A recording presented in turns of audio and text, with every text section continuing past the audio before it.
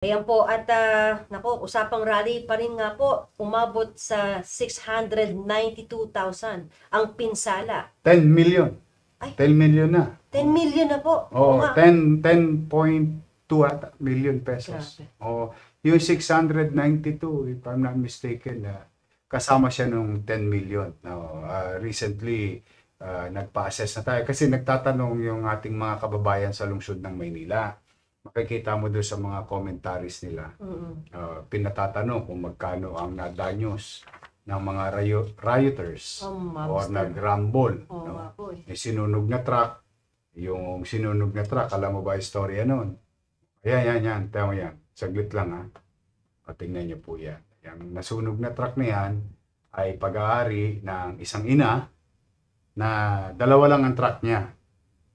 At yung kinikita ng truck niya, yun yung pinagpapaaral niya sa anak. Sinunog ng mga rioters. Kaya iyak ng iyak yan.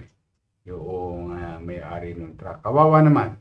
But rest assured, we did something for her sa kanyang livelihood. Pumanatag kayo, mga batang Maynila, mga tagalungsod, mga kababayan natin. We tried to resolve it within ourselves, no? Happy for her na ibsan na yung kanyang suliranin at sana makabili siya ng bagong truck para matuloy niya yung kanyang hanap buhay. Yan ho ang mga nangyayari mo kapag tayo talaga ay nagpabigla-bigla. No? Dahil dyan sa gulo na yan, marami na perwisyong individual at saka yung damage sa pampublikong gamit na ginagamit ng pangkalahatan at pribado. Kaya umabot halos ang estimate na nabigay sa atin ng City Engineering, halos 10 milyon mahigit ang na-damage. Yan, pati ang mga yan, we try to, your city government, di mga alas 10 ng gabi, no, panatag na, tapos nagmamapping operation yung mga pulis, pumasok ngayon yung DPS. Pinapasok ko na yung DPS, tapos nilinis na yung mga debris, mga sinunog, no? At mga bote, bato, and everything. So, natapos sila mga pasado alas 2 sa madaling araw. Tapos, pasok naman yung engineering. Nag-start tayo alas 4 ng umaga. Pininturahan natin lahat ng binandal nila. Inalis natin yung mga iba pang tibo.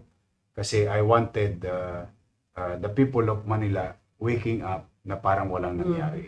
So, recto, moraita, eskwelahan, private places or establishment.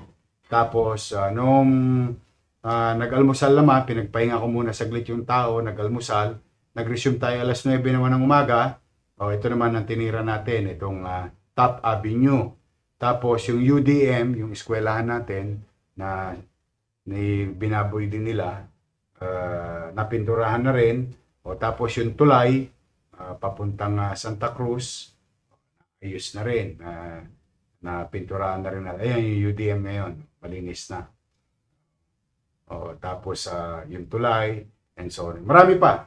Pero generally, 70% ng mga nababoy na lugar, ayan, na ayos naman na ng inyong City of Manila, City Government of Manila. Ayan na siya ngayon. Mabilis. Mabilis naman. Salamat sa ating mga empleyado. Salamat sa City Engineering, PDO, DPS, NTPB, at Boysen. Kasi nag-donate yung Boysen. Although gumastos tayo ng mga pintura, tapos yung nakita ng Boysen, nagpadala rin naman sila ng kanilang tao at saka pintura. Thank you very much, Boysen. Sana wag po kayo magsama, Boysen. Kakapintura lang po niyan, boss, di ba? Yes. A week before that, na pinturahan niya. Kasi nga nangadugyot. But anyway, yan po ang masamang sitwasyon. Lagi ko sinasabi, malaya kayo. Ako, ikaw ba mo galit ka sa nangyayari? Ay, opo. Galit din ako eh. I think kahit yung mga manonood natin, wala yatang natutuwa sa nangyayari sa ating bansa na para tayong ginagahasa, no? But again, ako, meron tayong obligasyon sa taong bayan na pamahalaan yung ating pamayanan. Kailangan kong tupdin yun. Ngayon naman sa taong bayan, wag po natin ilalagay ang batas sa ating kamay. Nananahimik yung stoplight. Buti nga, sabi nga nung isang nagko-comment, nilalike ko sa TikTok nire-repost ko pa. Sabi nga nung isang TikToker buti pa raw yung yung stoplight may pakinabang sa taong bayan. Yung nagsira ng stoplight, walang pakinabang. Nahuli po ba yun? Ano sila? 260 of them, 192 nakakasuhan. Tapos, having said that, yun nga ang sinasabi ko, huwag niyong ilalagay ang batas sa inyong kamay. Yes, nakakainis. Ako naiinis. Ikaw naiinis. Mga manonood natin naiinis. But we must continue to believe na tatakbo ang batas. May hustisya. Ngayon, kita ninyo, dahil sa ginawa natin, napabugso-bugso, alam mo ba, Mocha, 2 pamilya ang umiiyak ngayon. Bakit? Yung nanay, nung bata na 15 anyos na taga-Taguig, na namatay. Hindi sa pamamaril dahil sa saksak. Umiiyak ngayon, naulila. Yung isa namang pamilya, yung pamilya ng tatay, na sumaksak doon sa bata. Ginawa pang punching bag. Oo nga eh. Parang sakit yan. Hindi gawain na matino yan. Oo. Matino pag-iisip mo, di ba? Kaya. Yun, basa. Grabe. Tumba yan. So, 2 umiiyak. Kayo na po ang humusga, mga manonood. Kahit kayo'y geng-geng, kayo humusga. Ako, geng-geng din ako. 2 joints nga. Pero gusto ko nga maipakita sa tao na kahit geng-geng tayo, meron tayong silbi. Meron tayong pakialam. At responsable tayong kabataan. Yan, hindi yan yan, binugbog niya yan, pulis. Alam mo ba yung nakasapatos na yan? I-stop mo nga. Yung nakapulang sapatos. Oo, yan, nakakulong yun. Nagdi-deny pa siya, wala akong kasalanan. Siya yung bugbog doon sa pulis. Ayan. Tanong ko sa inyo, ayan, yung nakasapatos na yun. Ang tanong ko sa inyo, yung bang ayan, yung nakasapatos sa pula, nahuli yan eh.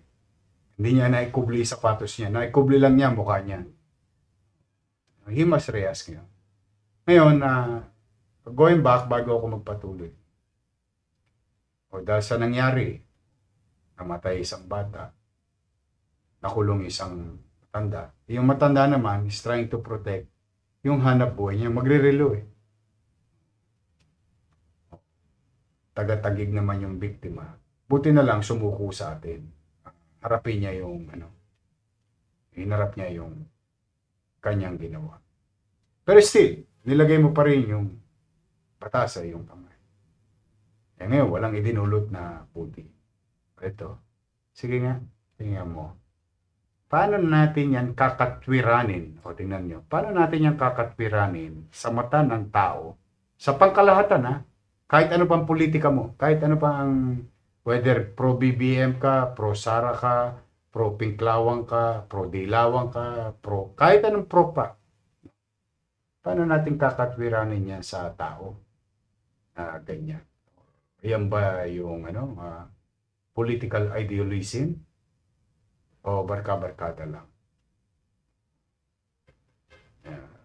Tanong ko mo ka, yung bang pulis may pamilya? Meron po. May magulang yun. Baka may anak na yun.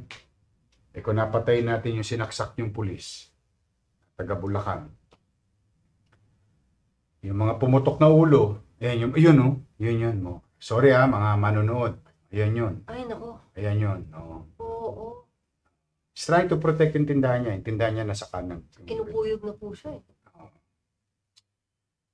Ayan ayan ang sinasabi natin. natin ilalagay. Mali din niya si tatay. Ay, naku po. Mali si tatay, mali yung bata. Everyone is mali. Walang tama eh. O susunugin nyo yung sogo, may mga natutulog sa taas. Hinagisan nila ng molotov. Kaya po sa mga kabataan, kayo ang total mas matalino kayo sa amin. Baka iniisip ng mga geng-geng. Kayo ngayon ang humusga kung tama yung ginawa ng inyong mga kasama. Ako, nanonood ako ng flip top. Natutuwa ako sa flip top kasi magagaling yung mga bata. Ako, in-elevate ko yung ibig sabihin ng two joints. Trying to express, relate yourself, and elevate yung status nila na wala na yung panahon ng mga gang-gang. Geng-geng na ngayon. Kaso sila rin ang sumira sa sarili nilang samahan. Kasi kung yun ang nire-representa nila, mga rap-rap, no? Yun ang ganun ang uri, paano tayo gagalang ng tao? Basta ako may obligasyon sa taong bayan. Sa lahat, sa lahat. Mahirap, middle class man. That's my obligation. I hope they will learn their lesson. Walang bungang mabuti na idudulot yung ganitong gawain. O, tingnan ninyo ito mo ka. Diyan may nag-inspire. Ang pangalan ng Supafly ba yun? Nag-agitate. O, in-invite ka ng barkada mo. Nung nasa kulungan, anong tawag yan? Dakilang hero siya. Tamo, hindi mapagkakita. Kasama sa kaso yun eh. Hinahanap na ng alagad ng batas yun. A matter of time, mai-issue ng warrant yun. Pag na-issue ng warrant yun, tago ka na sa lelang mong panot. Talagang, sabi ko nga sa Mocha, ako, mas mabuti sumuko na lang sila, kaharapin nila. Pero nibisita, hindi nila binisita yung mga kasama nila. Ngayon, naglalakas-lakas naman ang loob ng post. Mga post sila, sunugin natin ang Malacanang, sunugin natin City Hall. Purging na, purging. Alam niyo ba ibig sabihin ng purging? Patayin natin ang isa't isa. Galit na galit tayo sa mga naghaharing uri, pero tayo naghaharing uri rin. Sige, wag naman. Pero kung hindi pa kayo natuto, kayong bahala.